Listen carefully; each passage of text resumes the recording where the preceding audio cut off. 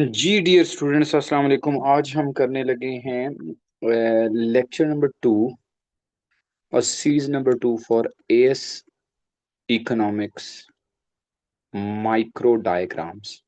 इससे पहले मैं एक वीडियो बना चुका हूँ। अच्छा, डायग्राम के साथ ना ये दो कॉन्सेप्ट मुझे नजर आ गए ना, फंक्शंस ऑफ प्राइस मैकेनिज्म, ठीक है, फंक्शंस ऑफ मार्केट। सो एक फंक्शन है राशनिंग, ये आपके पास आएगा पी मैक्स में, ठीक है।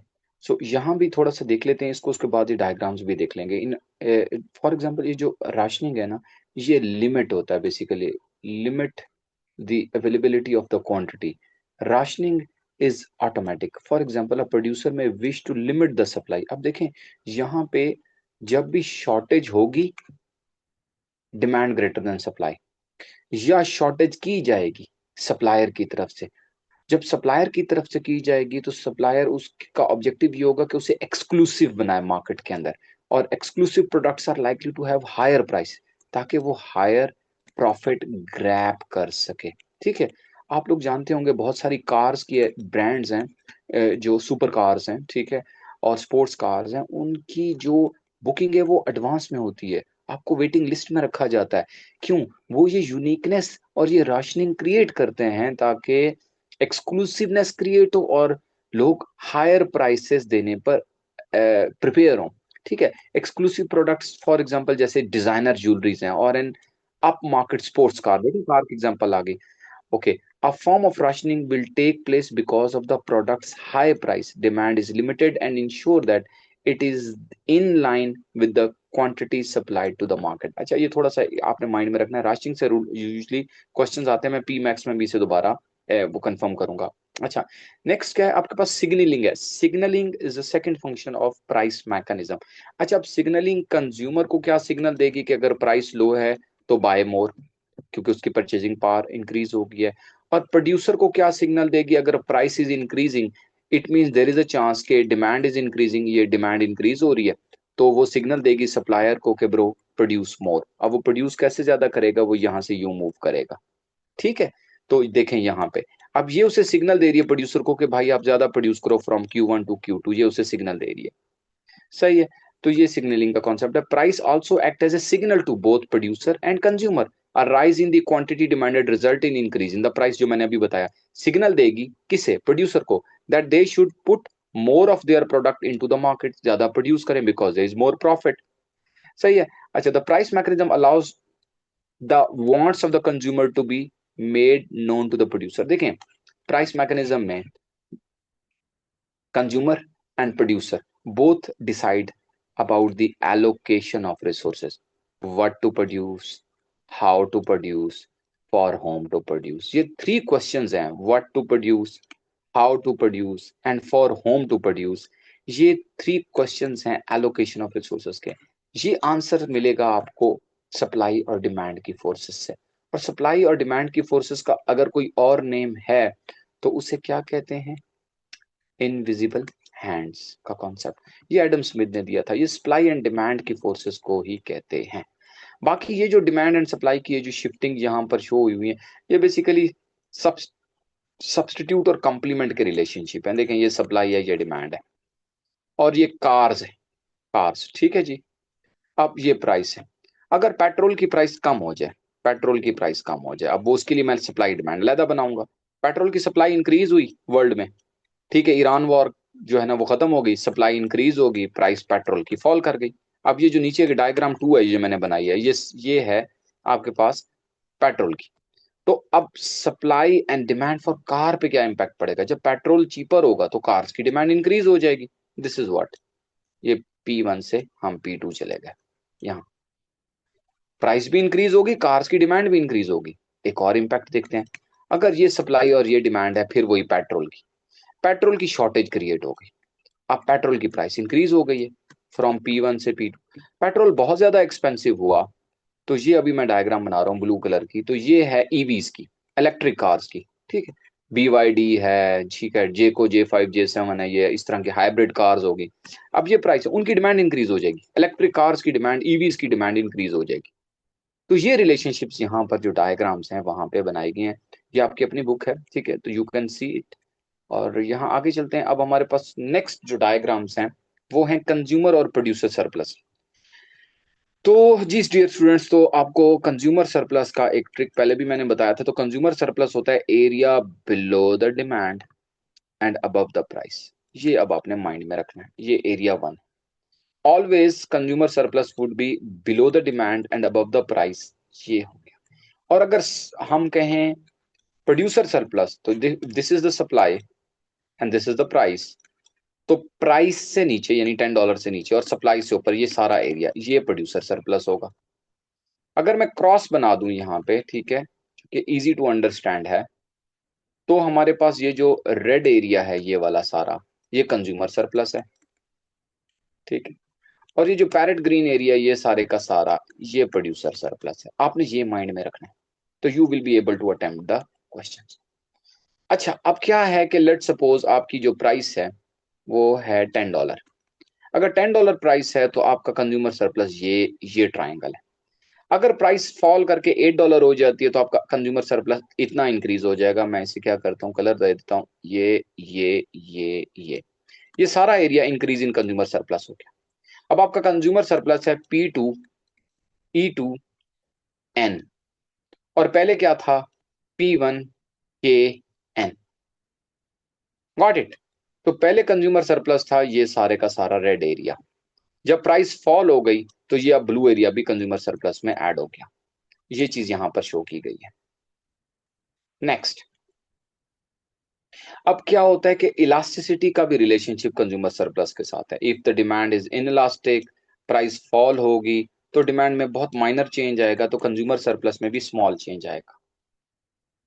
और अगर डिमांड इलास्टिक है, अब इसको यहां से कनेक्ट कर देते हैं, ये पॉइंट आर है, ये P1 है, नजर आ रहा है, इसे K कह देते हैं। इनिशियली ये आपका कंज्यूमर सरप्लस है, ये रेड ट्राइंगल। अगर प्राइस फॉल करती है, ये इधर आ जाती है, P2 पे आ जाती है, और इसे कह देते हैं हम M, P2MR। अब आपका कंज्यूमर सरप्लस ये हो गया इतना ज्यादा। सो चेंज ज्यादा आएगा जब डिमांड इलास्टिक होगी, क्योंकि आपकी डिमांड इंक्रीज होगी तो कंज्यूमर सरप्लस पे भी मोर इम्पैक्ट आएगा। अब प्रोड्यूसर सरप्लस की एक डायग्राम, ये पहली वाली मैं पहले बना के दिखा चुका हूं आपको। This is your supply line, this is the price area below the price and above the supply, ये प्रोड्यूसर सरप्लस है सारा एरिया। अब इसमें ये क्रॉस वाली डायग्राम मैंने अभी करा दिया आपको, जस्ट बताई कि ये आपके पास ये प्रोड्यूसर सरप्लस है, ये ट्राइंगल, और ये ट्राइंगल जो है ये कंज्यूमर सरप्लस है।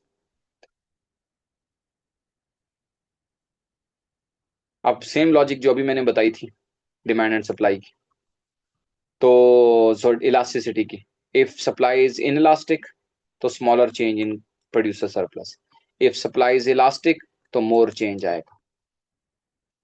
यूजुअली इलास्टिक वाला आता तो नहीं है। अब मैं आपको थोड़ा सा बता देता हूँ कि और कंज्यूमर सरप्लस किस तरीके से वो पूछ सकता है। तो उसके लिए हम यूज करते हैं एक डायग्राम, ठीक है जी। ये आपके पास हो गया X axis Y axis, colour को कर देते हैं black. This is your supply, this is your demand, this is the price, this is the quantity, ठीक है जी। तो अब हम आ जाते हैं इधर, ये है आपके पास प्रोड्यूसर सरप्लस और ये आपके पास है कंज्यूमर सरप्लस इनिशियल। उसको नाम दे देते हैं P1E K, P1E K, ये टोटल कंज्यूमर सरप्लस है। और P1EO ये प्रोड्यूसर सरप्लस है, P1EO प्रोड्यूसर सरप्लस है। अब हम ऐसे करते हैं कि हम क्या करते हैं, टैक्स, लेट्स सपोज गवर्नमेंट जो है वो टैक्स रिड्यूस कर देती है, सब्सिडी दे देती है, तो ये कर्व सब्सिडी दे देती है, तो ये कर्व इस तरफ शिफ्ट हो जाएगा, supply will rise, supply will rise like this from S1 से S2। अब सप्लाई राइज कर गई, हम आ गए E1 से E2 पॉइंट पे। अब जैसे ही हम E1 से E2 पॉइंट पे आएंगे तो हमारा जो डायग्राम है कुछ वो ऐसे बिहेव करेगी कि प्राइस फॉल कर जाएगी, E2 पे आ जाएगी, ये प्राइस हो गई है, और क्वांटिटी इंक्रीज कर गई। अब क्वेश्चन ये होगा कि what is the knew what is the new consumer surplus?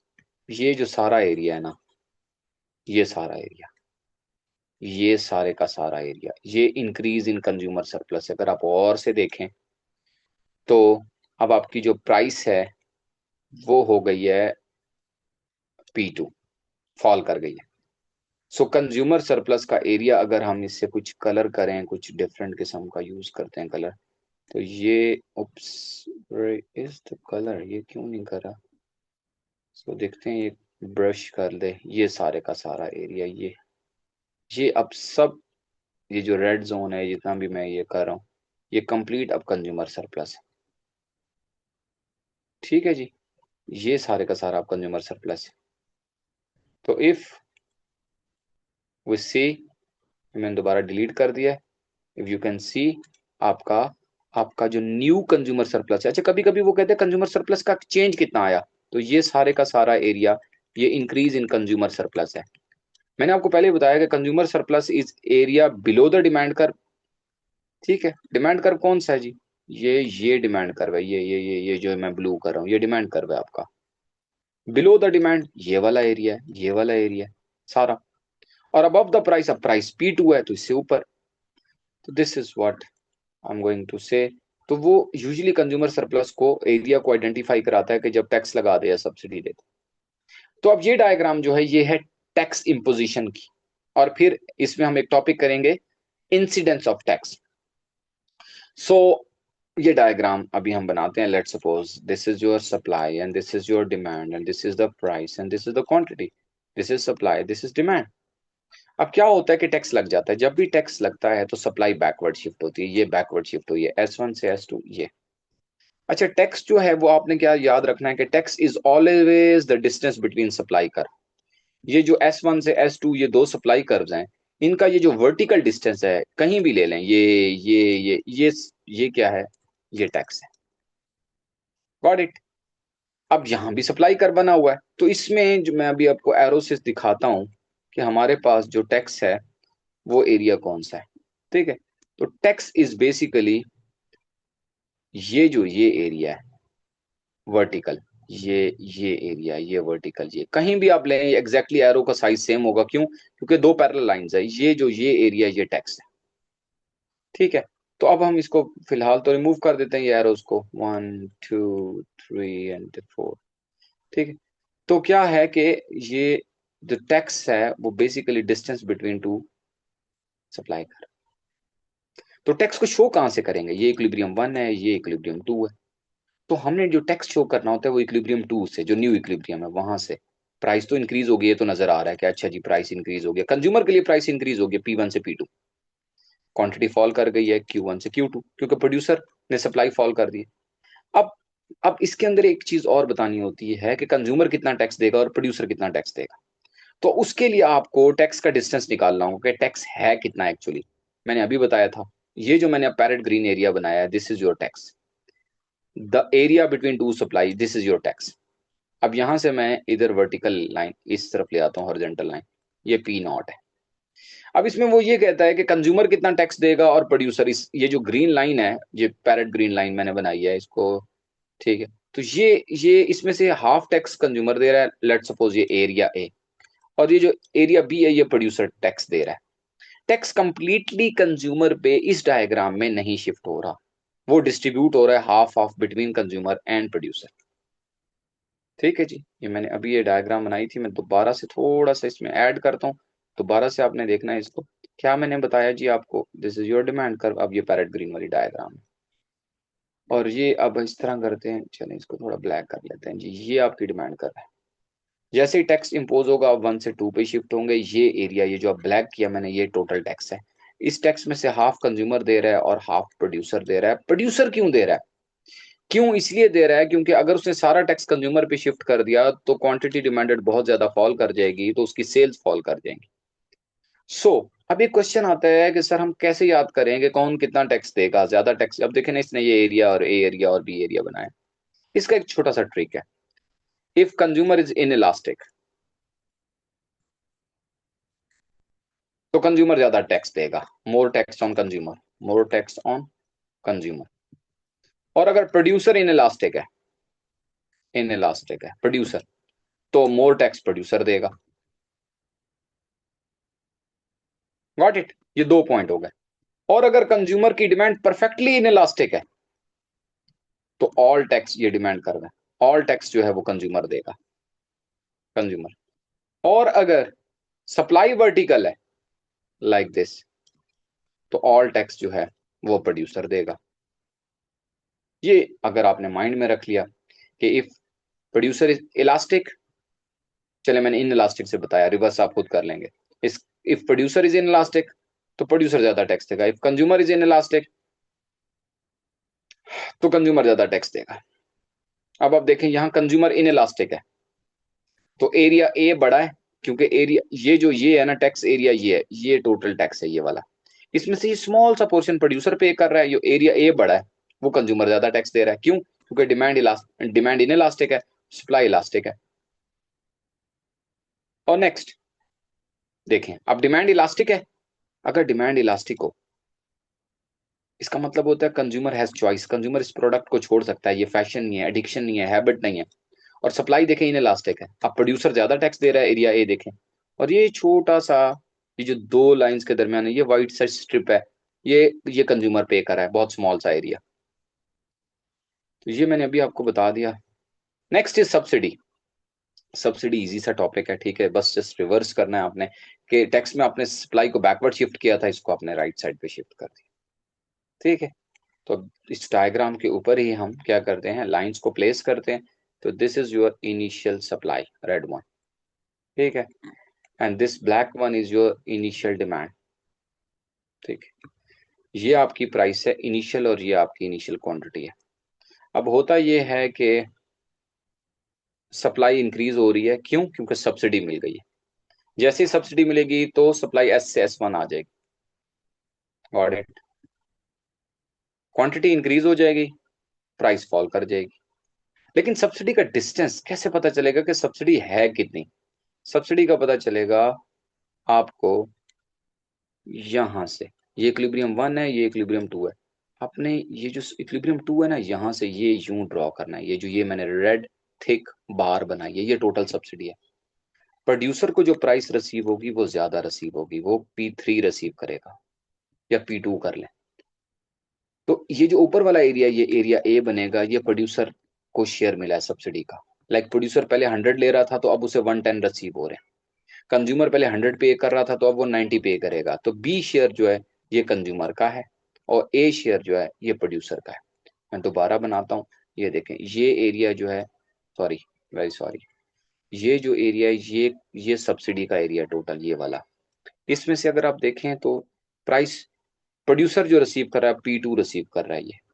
सो ये जो ये एरिया ए है, ये सारे का सारा ये प्रोड्यूसर का शेयर है। और ये जो नीचे वाला एरिया बी एरिया, ये अब कंज्यूमर को सब्सिडी का जो बेनिफिट हो रहा है ये वो है। Got it?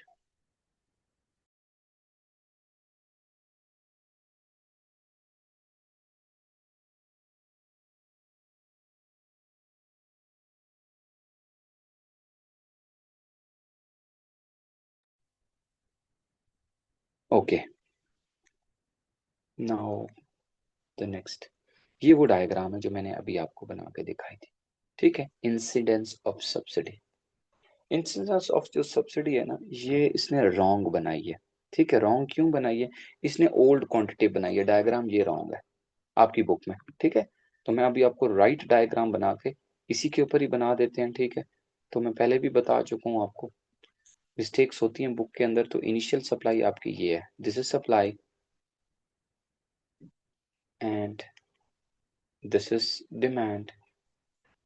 और जैसे सब्सिडी मिलेगी तो सप्लाई विल राइज, ये हो जाएगा।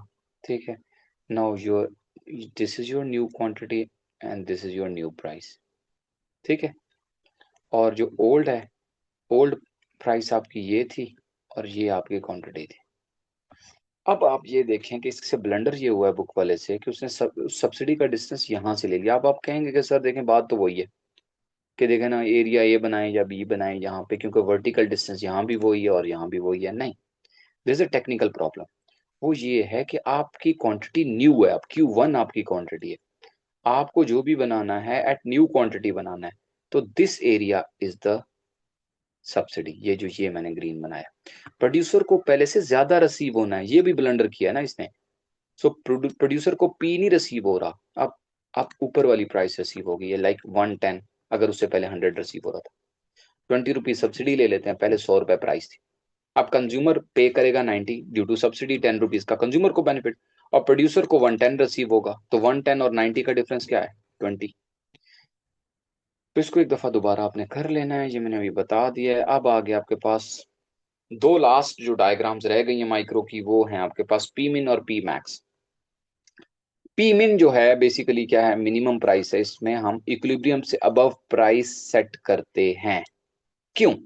लाइक अगर प्राइस चल रही है पाकिस्तान में रोटी की, नो नॉट रोटी की, गंदम की, जो वीट है, वीट की प्राइस अगर चल रही है 3000 फॉर वीट, तो फार्मर को सपोर्ट करने के लिए गवर्नमेंट अनाउंस करती है कि अब प्राइस क्या होगी, 4000 होगी। ये पी मिन है। तो फार्मर को सपोर्ट करने के लिए प्राइस 3000 से गवर्नमेंट ने इंक्रीज कर दी 4000, कि no one is allowed to pay farmer, no one is allowed to pay farmer below 4000। So 4000 government announce rate हो गया above equilibrium to support the farmer.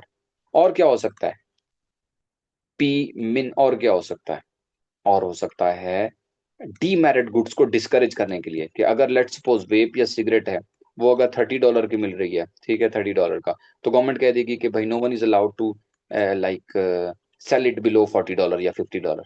Price increase करनी है ताकि डिस्करेज हो डिमांड। कहाँ से डिस्करेज होगी, Q1 से, Q से Q1 डिस्करेज हो रही है डिमांड।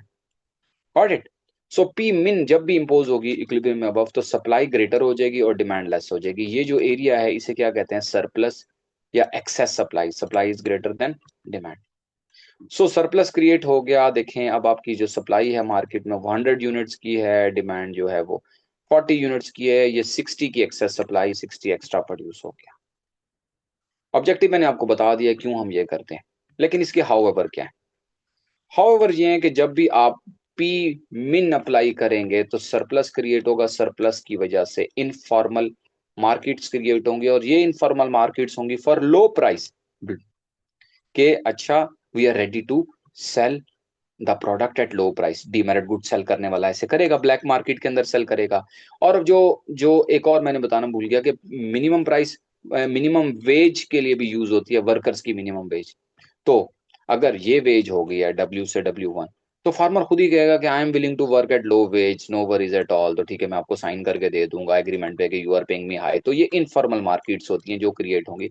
ये ड्रॉबैक है मिनिमम प्राइस का।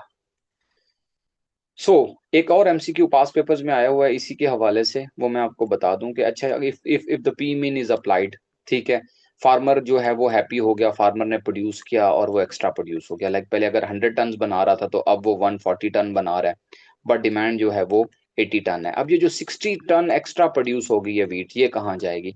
तो अभी आपको याद कराता हूँ, आपको एक कॉन्सेप्ट आता है जिसका नाम है बफर स्टॉक।